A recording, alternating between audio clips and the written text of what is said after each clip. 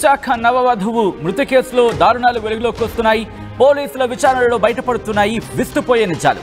భర్త నాగేంద్ర ఫోన్ చూసి షాక్ అవుతున్నారు పోలీసులు. గూగుల్ హిస్టరీ చూసి కంగుతున్నారు పోలీసులు. నాగేంద్ర ఫోన్లో వందల సంఖ్యలో శృంగార వీడియోలు, ఫోటోలు దర్శనమిచ్చాయి. ఈ నేపథ్యంలో ఒక్కసారిగా షాక్కి గురయ్యారు కాకీలు. శృంగార సామర్థ్యం పెంచే మందుల కోసం గూగుల్లో వెతికాడు నాగేంద్ర. పెళ్లైన మరుసటి రోజు నుంచే భార్య వసంతపై నాగేంద్ర అరాచకానికి పాల్పడినట్టుగా తెలుస్తోంది. నెలకు డబ్బా చొప్పున హిమాలయ కాన్ఫిడో టాబ్లెట్స్ వాడడం మొదలుపెట్టాడట నాగేంద్ర. భార్య నెలసరి రోజుల్లో కూడా ఆమెను వదిలేవాడు కాదు నాగేంద్ర అంటూ కూడా ఆ ఇన్వెస్టిగేషన్లో బయటకు వస్తోంది. ఈ నేపథ్యంలో నాగేంద్ర అరాచకాలు ఒక్కొక్కటి కూడా బయటకు వస్తున్నాయి. మరి ముఖ్యంగా తమ కూతురిని భర్తే చంపేశాడంటూ కూడా ఇటు మృతురాలి బంధువులు ఆరోపించడం జరుగుతోంది. విశాఖ నవవధువు మృతి కేసులో దారుణాలు వెలుగులోకి వస్తున్నాయి. పోలీసుల విచారణలో బయటపడుతున్నాయి విస్తుపోయే నిజాలు. భర్త నాగేంద్ర ఫోన్ చూసి కంగు తింటున్నారు పోలీసులు. గూగుల్ హిస్టరీ చూసి షాక్ అయ్యారు. నాగేంద్ర ఫోన్లో వందల సంఖ్యలో శృంగార వీడియోలు, ఫోటోలు దర్శనమిచ్చాయి. దీంతో ఇంకే ఉంది మొత్తం ఆ గూగుల్ డేటాకి సంబంధించి కావచ్చు, మరి ముఖ్యంగా తన ఫోన్కి సంబంధించి చూసినప్పుడు, ఆ ఫోన్ డేటాని చెక్ చేసినప్పుడు, ఆ హిస్టరీని చెక్ చేసినప్పుడు ఆ డీటెయిల్స్ అన్నీ కూడా బయటపడిన పరిస్థితి. పెళ్ళైన మరుసటి రోజు నుంచే భార్య వసంతపై నాగేంద్ర అరాచకానికి పాల్పడినట్టుగా కుటుంబం ఆరోపించడం జరుగుతోంది. మహిళ కుటుంబం నెలకు డబ్బా చొప్పున హిమాలయ కాన్ఫిడో టాబ్లెట్లు వాడినట్టుగా పోలీసుల ఇన్వెస్టిగేషన్లో బయటపడుతోంది. రోజుకు 2 టాబ్లెట్లు వాడినట్టుగా తెలుస్తోంది నాగేంద్ర. నెలసరి రోజుల్లో సైతం భార్యను వదలలేదు నాగేంద్ర. ఈ నేపథ్యంలో ఆ కుటుంబం ఇప్పుడు నాగేంద్రను కఠినంగా శిక్షించాలంటూ డిమాండ్ చేయడం జరుగుతోంది. దాంతోపాటు భర్త కుటుంబమే, అంటే అత్తవారే తమ కూతురిని చంపేశారంటూ కూడా ఆ కుటుంబం ఇప్పుడు ఆరోపించడం, ఆవేదన కూడా వ్యక్తం చేయడం జరుగుతోంది. ఇందుకే ఆ కుటుంబం ఏమంటోంది ఇప్పుడు చూద్దాం.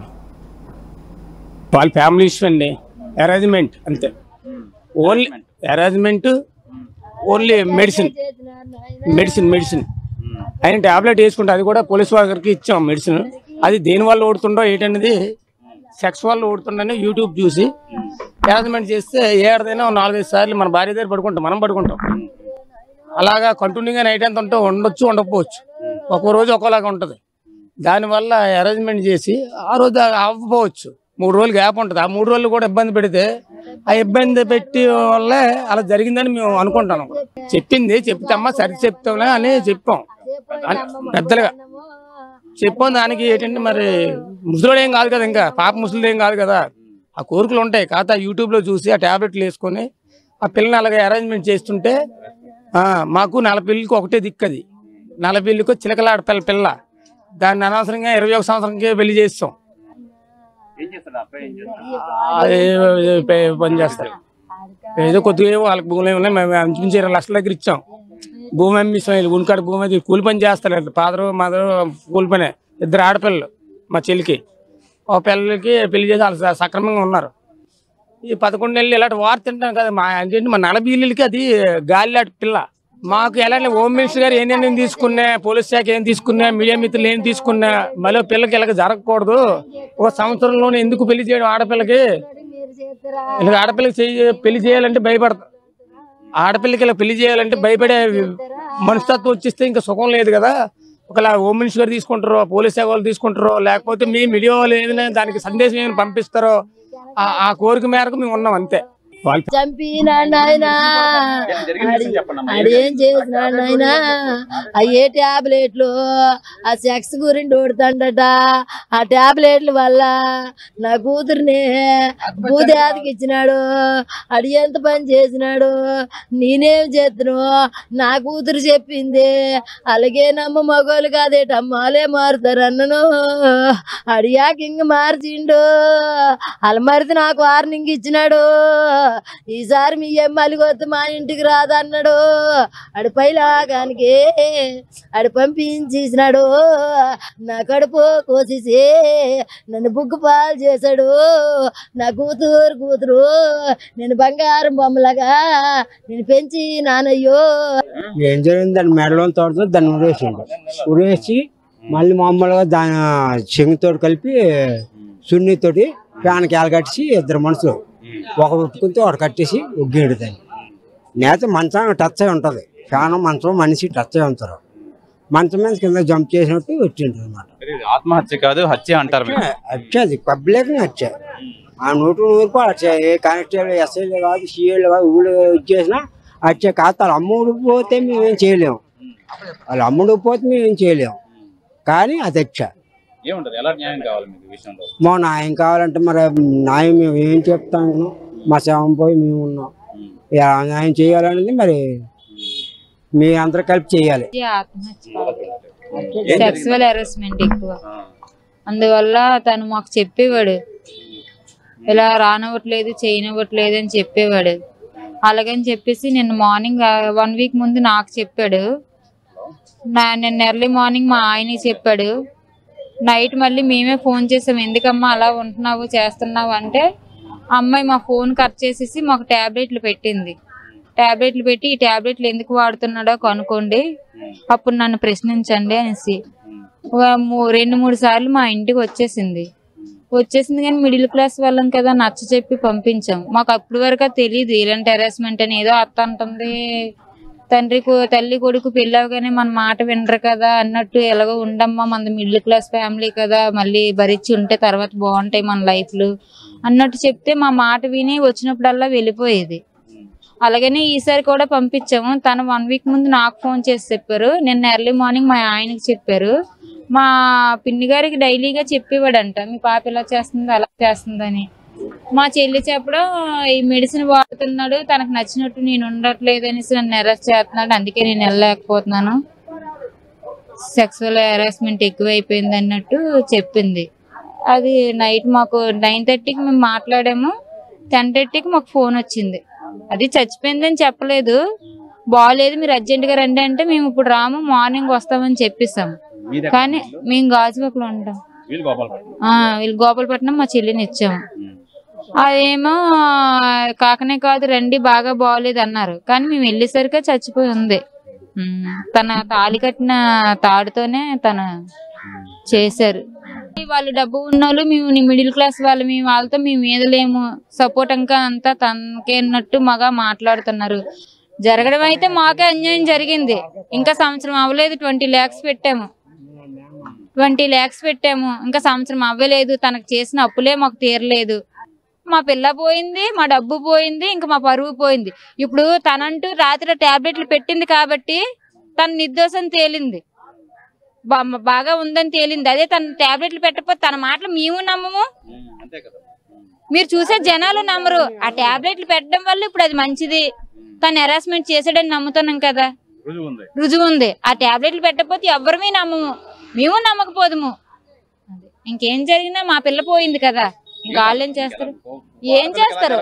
మా పిల్ల ఎంత బాధపడిందో ఆ బాధలన్నీ ఆ పిల్లడికి పడాలి, మరి అంతకు మించి మేమేం చెయ్యలేము.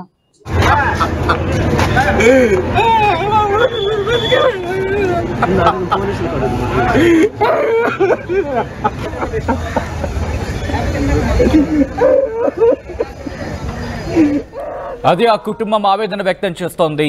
మేము మధ్యతరగతి వాళ్ళం, ఆ కుటుంబంతో మేము వేగలేము అంటూ కూడా చెబుతున్న పరిస్థితి. మరీ ముఖ్యంగా తమ బంధువు మరీ ముఖ్యంగా ఆ మహిళకు సంబంధించి, మృతురాలకు సంబంధించిన కుటుంబం ఆవేదన వ్యక్తం చేస్తోంది. భర్త కుటుంబం అంటే అత్తవారు వేధింపులకు గురి చేశారు. భర్త మరీ ముఖ్యంగా భర్త మరింత దారుణంగా, నాగేంద్ర అయితే మాత్రం తనని శారీరకంగా ఇబ్బంది పెట్టాడు అంటూ కూడా ఆ కుటుంబం ఆరోపిస్తున్న పరిస్థితి.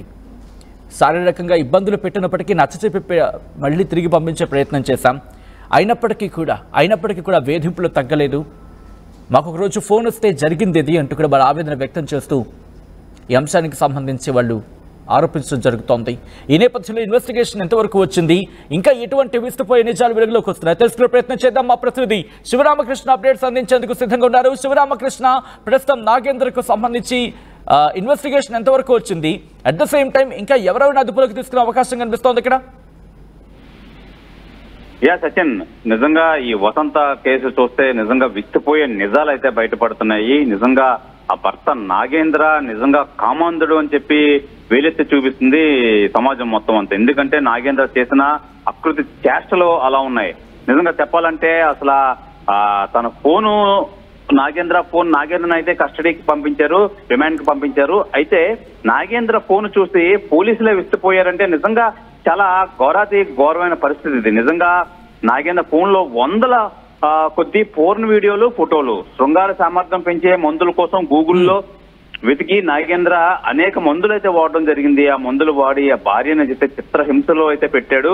పెళ్ళైన మరుసటి రోజు నుంచే భార్య వసంతపై నాగేంద్ర అరాచకం మొదలైంది. అంటే అరాచకం అంటే ఆ సెక్సువల్ అరాచకం అని చెప్పాలి. నిజంగా మనం ఇప్పటివరకు వినుండం అసలు ఇలాంటి కామాంధుడు ఉన్నాడా అని చెప్పి. నిజంగా కుటుంబ సభ్యులు నిన్న మన ఆర్టీవీకి చెప్తుంటే నిజంగా బాధ కలిగింది సచిన్. నిజంగా ఈ నెలకు ఒక్కొక్క డబ్బా చొప్పున హిమాలయ కాన్ఫిడో అని చెప్పి అది సెక్స్ సామర్థ్యం పెంచే టాబ్లెట్స్ అంట. ఆ టాబ్లెట్స్ వాడకం చేయడం, అలాగే రోజుకు 2 టాబ్లెట్లు వాడిన నాగేంద్ర నిజంగా మనం మాట్లాడుకోవడానికి కూడా చాలా బాధాకరంగా ఉంది. నిజంగా నెలసరి రోజులో కూడా భార్యను నాగేంద్ర అయితే శివరామకృష్ణ ప్రస్తుతం నాగేంద్రకు సంబంధించి పోలీసుల కస్టడీలో ఉన్నట్టుగా తెలుస్తోంది. దాంతో పాటు ఇటు నాగేంద్రేనా లేకపోతే ఇటు మరి ముఖ్యంగా సెక్షువల్ హెరాస్మెంట్ కి సంబంధించి నాగేంద్రకు పాల్పడ్డారంటూ ఆ కుటుంబం ఆరోపించడం జరుగుతుంది. అట్ ద సేమ్ టైం అత్తింటి వారు కూడా వేధింపులకు పాల్పడ్డారంటూ కూడా అక్కడ కుటుంబం ఆరోపిస్తున్న పరిస్థితి. సో ఈ నేపథ్యంలో ఇంకా ఎవరెవరికి సంబంధించి ఇన్వెస్టిగేషన్ జరుగుతోంది, పోలీసుల ఇన్వెస్టిగేషన్ ఎంతవరకు వచ్చింది, ఇంకా ఎటువంటి విస్తుపోయే నిజాలు అతగాడి ఫోన్లో ఉన్నాయి? సచిన్, నాగేంద్ర వాళ్ళ తండ్రి అయితే పోలీస్ స్టేషన్కి అయితే వెళ్ళి సరెండర్ అవ్వడం అయితే జరిగింది. అయితే నాగేంద్ర అత్తగారు ఎవరైతే ఈ వసంత ఉన్నారో, మృతురాలు వసంత అత్తగారు అయితే మటుకి ఈ తీర్థయాత్రలకు అని చెప్పి ఎక్కడికో వెళ్ళిపోయారని చెప్పి గైర్హాజరయ్యారు. అలాగే నాగేంద్ర తమ్ముడు ఈ వసంత మరిది అయితే అప్స్కాండ్ అయిపోయారు. అయితే ప్రస్తుతానికైతే నాగేంద్ర తండ్రి అయితే పోలీసుల అదుపులో ఉన్నారు.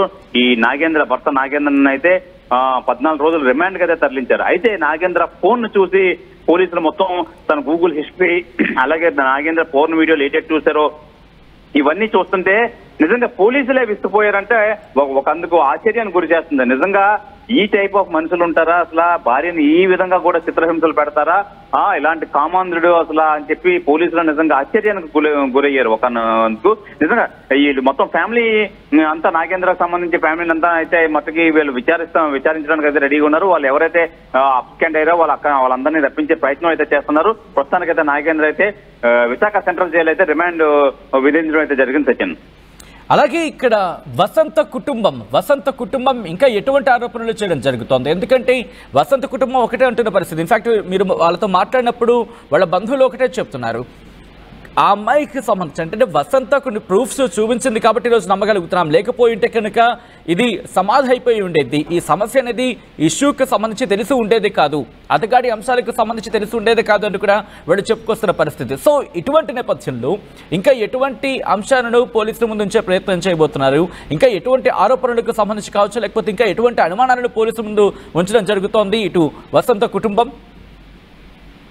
సచిన్, నిజంగా చెప్పాలంటే ఇది 13వ తారీఖు అంటే తెల్లవారితే 14 అనగా 13వ తారీఖు రాత్రి ఈ వసంత అయితే ఎవరైతే ఉన్నారో వాళ్ళ సోదరి శ్రీదేవికి అయితే, వాళ్ళ అక్క శ్రీదేవికి అయితే ఈ కాన్ఫిడో హిమాలయ కాన్ఫిడో టాబ్లెట్స్ వాడుతున్నాడు అని చెప్పి వాట్సాప్ చేసి మీరు ఎందుకు వాడతారో ఒకసారి మీరే అర్థం చేసుకోండి, నేను చెప్పలేకపోతున్నానని చెప్పి వాళ్ళ అక్కకైతే వాట్సాప్ చేయడం అయితే జరిగింది. అయితే ఎప్పుడైతే 9:30కి వాట్సాప్ చేసింది 10:30 కల్లా అయితే మటుకి తను ఇంక వెక్స్ అయిపోయి ఈ వసంత భర్త మీద వెక్స్ అయిపోయి విరక్తి చెంది నిజంగా 11 నెలల నుంచి తను ఒక బాధపడుతూ నిజంగా తను 9:30కి వాళ్ళ అక్కకి మెసేజ్ అయితే చేసి 10:30కి 11 ఆ సమయంలో అయితే రూమ్ లోకి వెళ్ళి నిజంగా తను ఆత్మహత్య అయితే చేసుకుంది. నిజంగా ఆ సందర్భంలో తను బలవన్ మరణానికి పాల్పడే ముందు వాళ్ళ అక్కతో ఏమైనా మాట్లాడిందా? అంటే సాధారణంగా ఇటువంటి ఇష్యూస్కి సంబంధించి ఎప్పుడైనా ఒక మెసేజ్ వచ్చినా లేకపోతే ఒక ఇన్ఫర్మేషన్ కనుక వచ్చినప్పుడు కుటుంబం వెంటనే రియాక్ట్ అయిన సందర్భాలను చూస్తూ ఉంటాం. వెంటనే కాల్లో మాట్లాడే సందర్భంలో వాళ్ళతో మాట్లాడే ప్రయత్నం జరుగుతూ ఉంటుంది. సో అటువంటి ప్రయత్నం ఏమైనా ఇటు వసంత సోదరి నుంచి జరిగిందా? అక్కడ మాట్లాడిందా వసంత ఆమెతో? సచిన్, ఈ వసంత విషయంలో అయితే మట్టుకి ఆల్రెడీ ఈ చిత్రహింసలు పెడుతున్నాడని చెప్పి పుట్టింటికి వచ్చేయడం కూడా జరిగింది. అయితే మేము మధ్యతరగతి కుటుంబం, నిజంగా ఒక ఆడపిల్ల ఇచ్చుకున్నందుకు మళ్ళీ ఆడపిల్ల బతుకు చెడిపోద్దని చెప్పి మేము సర్ది చెప్పి పంపించడం అయితే జరిగింది అని చెప్పి వసంత అక్క ఎవరైతే ఉన్నారో శ్రీదేవి అయితే మన ఆర్టీవీకి అయితే తెలియజేసింది. నిజంగా ఈ విషయంలో చాలా ఇబ్బంది పడుతుంది. ఇక్కడ మనం మెయిన్ గా చర్చించాల్సిన విషయం ఏంటంటే సచిన్, నిజంగా ఈ నాగేంద్ర ఎవరైతే ఉన్నారో, నాగేంద్ర ఈ టాబ్లెట్స్ వేసుకొని భార్యను లైంగిక చిత్రహింస పెడుతున్నాడు, చాలా ఇబ్బంది పెడుతున్నారు. అయితే ఈ నేపథ్యంలో తను దీంతో పాటు ఎవరైతే వసంత ఉన్నారో, వసంత వాళ్ళ అక్క, వాళ్ళ తోడలుడు అంటే నాగేంద్ర బాబు వాళ్ళ అక్క భర్త నాగేంద్ర వాళ్ళ తోడలుడికి కూడా వీళ్ళందరికీ ఈ వసంత సెక్చువల్ గా పనిచేయదు, నాకు సపోర్ట్ చేయట్లేదు, నాతో ఏకీభవించట్లేదు, నేను మంచాల వేరే కొట్టేస్తాను, అది ఇది అని చెప్పి చాలా న్యూసెన్స్ చేయడంతో నిజంగా ప్రధానంగా ఈ వసంత ఆత్మహత్య పాల్పడడానికి కారణం ఇదే. నిజంగా 4 గోడల మధ్య ఉండాల్సిన ఒక రహస్యాన్ని మట్టబయలు చేశాడు. అలా కాకుండా పెళ్ళైన దగ్గర నుంచి ఈ టాబ్లెట్స్ వాడి నిజంగా ఒక పశువులా ప్రవర్తిస్తున్నాడు. అది అంతా తట్టుకొని వచ్చిన 11 నెలలు. నిజంగా ఇప్పుడైతే మటుకు ఇవన్నీ బహిర్గతం చేయడంతో ఈ వసంత అయితే ఒక డిప్రెషన్ లోనయ్యే తను గదిలోకి వెళ్ళి ఈ ఆత్మహత్య చేసుకుందని చెప్పి వాళ్ళ సోదరులు కానీ వాళ్ళ కుటుంబ సభ్యులు అయితే ఇంగ్లీష్ పదాన్ని అవాయిడ్ చేసే ప్రయత్నం చేయండి, ఎందుకంటే ఆందోళన కలిగించే అంశం ఈ కథనం మిమ్మల్ని కాస్త కలవరపరచచ్చు. అయితే మిమ్మల్ని కలవరపాటుకు గురి చేయడం ఆర్టీవీ ఉద్దేశం కాదు, కానీ ఇటువంటి కథనాలు చూసినప్పుడు కాస్త కలవరపాటుకు గురయ్యే అవకాశం ఉంటుంది. కాబట్టి దీనికి సంబంధించి తగిన జాగ్రత్తలు తీసుకోవాలని ఆర్టీవీ సూచించడం జరుగుతోంది. Thanks for the update Sivaramakrishna. కానీ ఇలాంటి దుర్మార్గులు ఈ సమాజంలో ఇంకా ఉన్నారా? నాగేంద్ర లాంటి వాళ్ళు మీ చుట్టుపక్కల ఉన్నారా? గమనించే ప్రయత్నం చేయండి. అల్లారు ముద్దుగా పెంచుకున్న మీ అమ్మాయికి సంబంధించి, ఎందుకంటే ఎవరికైనా తమ బిడ్డను అత్తవారింటికి పంపించే ముందు నా అల్లుడు మంచివాడు, నా అల్లుడు గొప్పవాడే అనుకుంటారు. కానీ కొన్ని సందర్భాల్లో నిజాలు తెలుసుకున్నప్పుడు, లేకపోతే కొన్ని సందర్భాల్లో అత్తగాడికి సంబంధించిన విషయాలు తెలుసుకున్నప్పుడు మీ అమ్మాయి పట్ల చాలా జాగ్రత్తగా వ్యవహరించాల్సిన అవసరం అయితే కనిపిస్తోంది. ఈ కథనం చూపించడం ఉద్దేశం అది. మిమ్మల్ని కలవరపాటు గురి చేసే ఉద్దేశం ఆర్టీవీకి ఉండదు. కానీ ఇటువంటి కథనాలు చూపించడం ద్వారా మీకు అవగాహన కల్పించడం, మిమ్మల్ని అప్రమత్తం చేయడంలో భాగంగానే కథనం చూపించడం జరుగుతుంది తప్ప మిమ్మల్ని కలవరపాటు గురి చేసే ఉద్దేశం ఆర్టీవీకి ఉండదు. కానీ ఇటువంటి కథనాలు చేస్తున్నప్పుడు కాస్త కలవరపాటుకే అవకాశం ఉంటుంది. కాబట్టి దీనికి సంబంధించి తగిన జాగ్రత్తలు తీసుకోవాలని ఆర్టీవీ సూచించడం జరుగుతోంది.